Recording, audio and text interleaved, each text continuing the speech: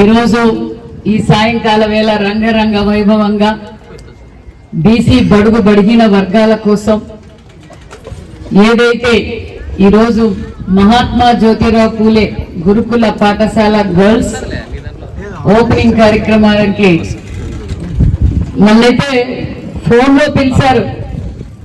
అమ్మ నువ్వు రానే రావాలి, ఏదో మామూలుగా అయితే గెస్ట్ పిలిచేటప్పుడు సవితమ్మ రావాలి అంటారు. అమ్మ సవితమ్మ లేదు, నువ్వు మా గురుకుల పాఠశాల ఓపెనింగ్ కి రావాల్సిందే అని మీ స్థానిక శాసనసభ్యులు సీనియర్ నాయకులు మరి ఈ నియోజకవర్గాన్ని అభివృద్ధిలో పరుగులు పెట్టిస్తూ మరి ఒక ఈ గురుకుల పాఠశాలను నాకు కానే కావాలి అని అసెంబ్లీ సాక్షిగా నాకు ఒక లెటర్ ఇచ్చి అమ్మా నా నియోజకవర్గంలో బడుగు బడిగిన వర్గాల పిల్లలు ఎక్కువగా ఉన్నారు, మీకు కావాల్సిన బిల్డింగ్ నేను ఏర్పాటు చేస్తాను, ఖచ్చితంగా నాకు ఈ సంవత్సరమే నాకు ఎంజేపీ గురుకుల పాఠశాలలు శాంక్షన్ చేయాలని కోరిన వ్యక్తి మీ శాసన సభ్యులు మా సోదరుడు గుమ్మనూరు జయరాం గారికి, అదేవిధంగా జనసేన నియోజకవర్గం ఇన్ఛార్జ్ గారికి, అదేవిధంగా వెంకటశ్రీ యాదవ్ గారికి, మరి డాక్టర్మ్మ గారికి, వేదిక పైన ఉన్న పెద్దలకు, కూటమి నాయకులకు, మరి సోదరులు గుమ్మనూరు నారాయణ స్వామి గారికి, అదేవిధంగా ఇక్కడ విచ్చేసిన మరి కూటమి కార్యకర్తలకు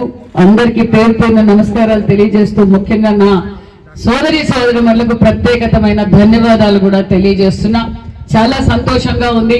ఈ రోజు గుంతకల్ నియోజకవర్గంలో మరి నిజంగానే మా బాబాయ్ మా నాన్నగారితో పాటు పనిచేశారు మైనార్టీ వెల్ఫేర్ మినిస్టర్ ఫరూక్ బాబాయ్ గారు కూడా మా బీసీ వెల్ఫేర్ తరఫున మైనార్టీ మరి వెల్ఫేర్ శాఖ మంత్రి గారికి, మైనార్టీ డిపార్ట్మెంట్ అధికారులకు కూడా మరి ఈ వేదిక ద్వారా ప్రత్యేకమైన ధన్యవాదాలు కూడా తెలియజేస్తూ మా బీసీ వెల్ఫేర్ కూడా ప్రత్యేకమైన ధన్యవాదాలు కూడా తెలియజేస్తున్నాం. ఈ రోజు రాష్ట్ర వ్యాప్తంగా ఎంజేపీ గురుకుల పాఠశాలలు మీకు విషయం తెలియాలి కాబట్టి ఈ రోజు మేము ఇంతగా చెప్తున్నాం. ఎంజేపీ గురుకుల పాఠశాలలు రాష్ట్ర వ్యాప్తంగా 119 ఎంజేపీ గురుకుల పాఠశాలలు ఉన్నాయి. ఆ ఎంజేపీ గురుకుల పాఠశాలలు మరి నాంది పలికింది బడుగు బడిగిన వర్గాల పక్షపాతి, మరి బడుగు బడిగిన వర్గాలకు మరి ఈ రాష్ట్రానికి కాదు, ఈ రాష్ట్రానికి బ్యాక్వర్డ్ కాదు బ్యాక్ బోన్ గా తయారు కావాలంటే మరి బీసీ బడుగు బడిగిన వర్గాల పిల్లలకు నాణ్యతమైన విద్య అందజేయాలని కోరుకున్న వ్యక్తే అన్న నందమూరి తారక రామారావు గారు అన్న విషయం మీకు తెలియజేస్తున్నాం. ఆ రోజు అన్న నందమూరి తారక రామారావు గారు తెలుగుదేశం పార్టీ పెట్టి బడుగు బడిగిన వర్గాలను హక్కును చేర్చుకున్నారు. అదే విధంగా మరి ఈ గురుకుల పాఠశాలలకు కూడా నాంది పలికారన్న విషయం తెలియజేస్తున్నాం. మరి 14-19లో రాష్ట్రం విడిపోయిన తర్వాత మరి మనకు గురుకుల పాఠశాలలు తక్కువగా ఉన్నాయి. మరి విద్య విలువ తెలిసి విజనరీ లీడర్ బడుగు బడిగిన వర్గాల పక్షపాతైన మన చంద్రబాబు నాయుడు గారు 75 గురుకుల పాఠశాలలు 14-19లో శాంక్షన్ చేశారన్న విషయం మీకు తెలియజేస్తున్నాం. మరి 14-19లో ఒక పక్క మైనార్టీ వెల్ఫేర్ కావచ్చు, బడుగు బడిగిన వర్గాలకు కావచ్చు, మరి ఎస్టీ వెల్ఫేర్ కావచ్చు, గురుకుల పాఠశాలలన్నీ 14-19లోనే మరి శాంక్షన్ చేశాం.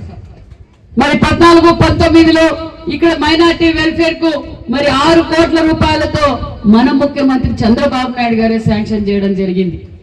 మరి ఒక్క ఛాన్స్ అని చెప్పి గత ప్రభుత్వం అధికారంలోకి వచ్చిన తర్వాత మరి మీరంతా ఇవి పాత బిల్డింగ్ మీరు 14-19లో మొదలు పెట్టినవి ఎలాగా మరి నిలిచిపోయాయో మీరందరూ ప్రత్యక్షంగా వేదిక పైన ఉన్నారు, వేదిక ముందు ఉన్న వాళ్ళు కూడా చూసి ఇలాంటి బిల్డింగ్లు రాష్ట్ర వ్యాప్తంగా 70-80% అయిపోయిన బిల్డింగ్లన్నీ ఇలాగే గాలి కొదిలేశారు వైసీపీ పార్టీ వారు. మళ్ళీ మనం అధికారంలోకి వచ్చాం. అధికారంలోకి వచ్చిన తర్వాత రాష్ట్ర వ్యాప్తంగా ఏదైతే బడుగు బడిగిన వర్గాలు, మైనార్టీ పిల్లలు, ఎస్సీ ఎస్టీ బడుగు బడిగిన వర్గాల పిల్లల కోసం ఏదైతే గురుకుల పాఠశాలలు మరి మధ్యలో ఆగిపోయినావో అవన్నీ ఇలా పూర్తి చేసుకుంటారు. ఇది సుమారుగా 69,000 స్క్వేర్ ఫీట్లు 18 కోట్ల రూపాయలతో ఈ రోజు మీ స్థానిక శాసనసభ్యులు ముఖ్యమంత్రి గారితో మాట్లాడి నిధులు తీసుకొచ్చి ఈ రోజు బిడ్డలకు అంకితం చేశారన్న విషయాన్ని కూడా మరొకసారి మీకు తెలియజేస్తున్నాం.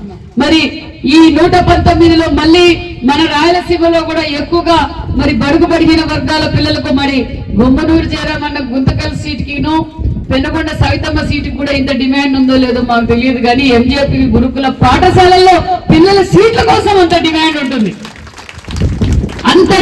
ఉంటుంది. అంటే అంత నాణ్యతమైన విద్య, నాణ్యతమైన భోజనం, నాణ్యతమైన వసతులు ఏర్పాటు చేస్తున్నాం కాబట్టి ఈ రోజు అంత డిమాండ్ ఉంది.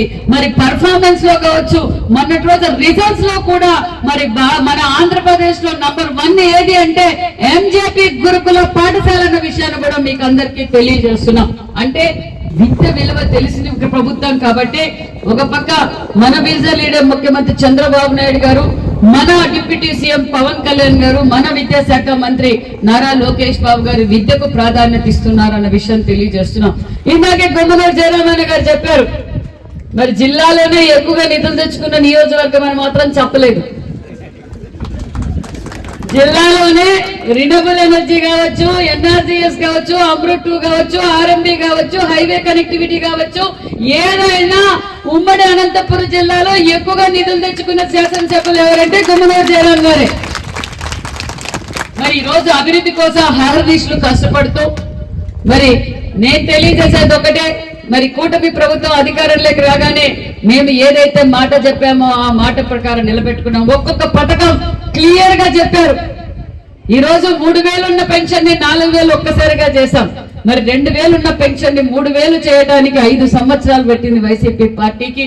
మరి 4,000 పెన్షన్ చేశాం, వికలాంగులు 6,000 పెన్షన్ చేశాం, 100% బెడెడ్ ఉన్న వాళ్ళకి 15,000 చేశాం.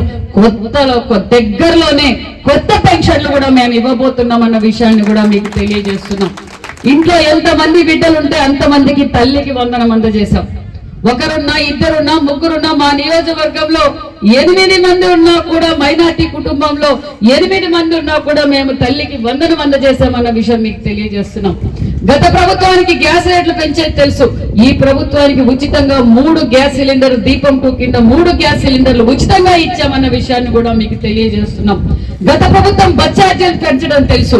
ఈ ప్రభుత్వానికి ఉచితంగా మహిళా సోదరిమణులకు, అంతేకాకుండా వికలాంగులకు ఉచిత బస్సు సౌకర్యం కల్పించిన కూటమి ప్రభుత్వం అన్న విషయం మీకు తెలియజేస్తున్నాం. అన్నదాత సుఖీభావ ఇస్తున్నాం, అభివృద్ధి ధ్యేయంగా పనిచేస్తున్నాం. అంతేకాకుండా మీ స్థానిక శాసనసభ్యులు మరి నిరంతరం మీ నియోజకవర్గం కోసం అహర్నిశలు కష్టపడుతున్నారు కాబట్టి నేను తెలియజేసేది ఒకటే, ఖచ్చితంగా మీరు ఎంజేపీ నిజంగా ఇంత విశాలమైన ప్రాంతం, ఈ నిజంగా ఇంత పెద్ద గ్రౌండ్, ఇంత పెద్ద బిల్డింగ్ ఎక్కడ నారాయణ చైతన్యలో కూడా ఇలాంటి బిల్డింగ్ దొరకదు.